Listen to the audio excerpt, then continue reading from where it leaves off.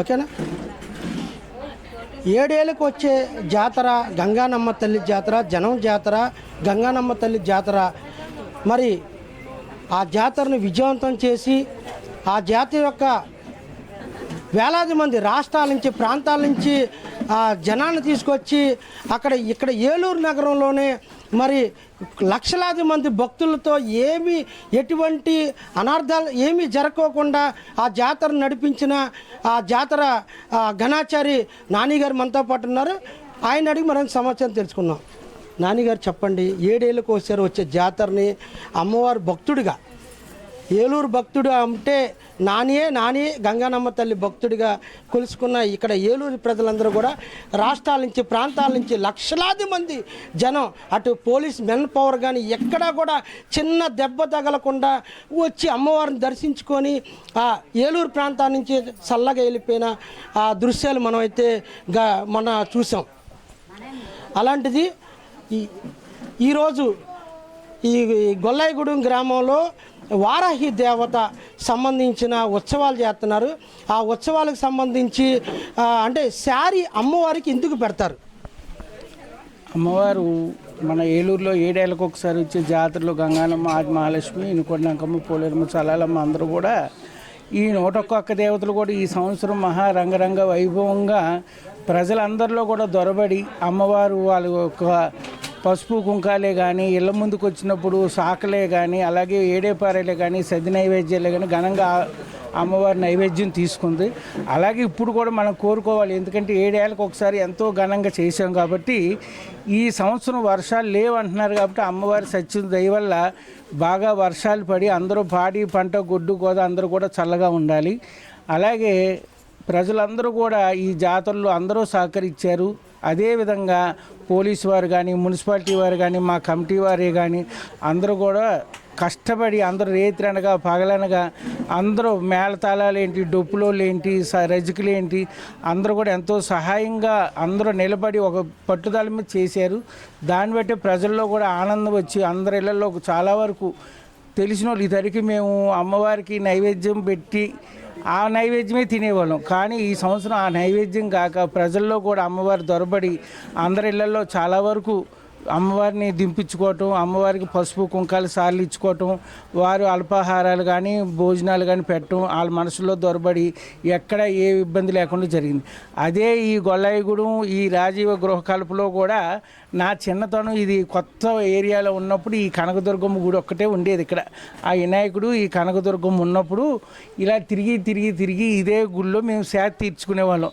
ఇక్కడే గంగానమ్మ, మహాలక్ష్మమ్మ, పోతురాజు బాబుని పెట్టి మేమందరం కూడా ఇక్కడే కాసేపు పడుకొని 1 గంట 2 గంటలు పడుకొని వచ్చిన సద్దిన అప్పుడు భోజనాలు ఎవరూ పెట్టేవారు కాదు. అప్పట్లో వీళ్ళందరూ ఉంటే ఏదో వాళ్ళు తోసిన బియ్యం అవి ఉంటే కొంచెం భోజనం పెట్టి సాంబార్ పోసి పచ్చడి పెట్టి భోజనం పెట్టినాక ఇక్కడే ఈ కనకదుర్గమ్మ గుళ్ళోనే మేమందరం కూడా సేద తీర్చుకొని ఆ నీరసం తగ్గినాక మళ్ళీ బయలుదేరి రాత్రి 10 అయినా సరే తిరిగి మళ్ళీ మేడల్లోకి వెళ్ళేవారు. అలాగే ప్రజల్లో అలా ఈ రోజున ఎంతో సంతోషంగా జాతరకి ఎవరు కూడా పైసా అనేది లెక్క చేయకోకుండా సార్లే కానీ, ఆడపిల్లలు పెట్టే దాంట్లో కానీ, అమ్మవారి ఏడేపారలే కానీ, బంధుమిత్రులు అందరితో కూడా చాలా సంతోషంగా జరుపుకున్నారు.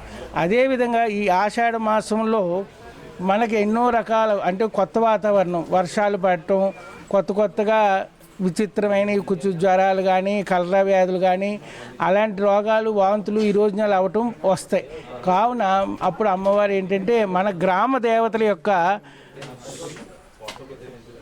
దేవతలకి ఏంటంటే ఈ అమ్మవారికి పసుపు కుంకాలు సాకలు మన ఇప్పుడు ఇటు ఏపీ ఆంధ్ర వచ్చే తల్లికి ఏంటంటే అమ్మవారికి సారి పసుపు కుంకుమ, చీర, జాకెట్లు, చనివిడి, అలాగే దద్దోజనం, కట్టు పొంగలి అలాంటి నైవేద్యాలు పెట్టుకొని అందరూ కూడా ఒక ఏరియాలో అందరూ ఆడవాళ్ళు అందరూ కూడా ఆడపడుచులు అందరూ కూడా చక్కగా ఒక మాట మీద నిలబడి ఇలాంటి కార్యక్రమాలు చేసుకొని, అలాగే ఈ కార్యక్రమం చేసేటప్పుడు అమ్మవారికి శాకాంబరి అలంకారం చేయాలి తప్పనిసరిగా.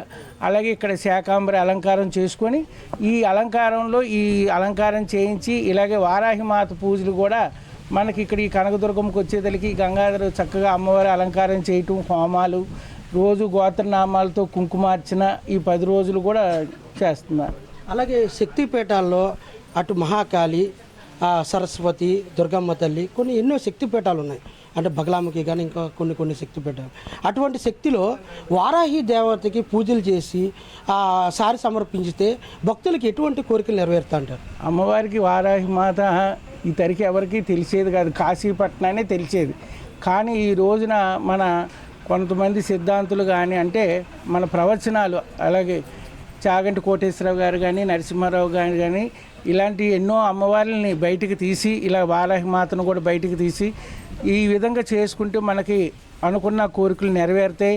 అది కూడా ఈ ఆషాఢ మాసంలో తప్పనిసరిగా మనం ఈ అమ్మవారిని కొలుసుకోవాలి.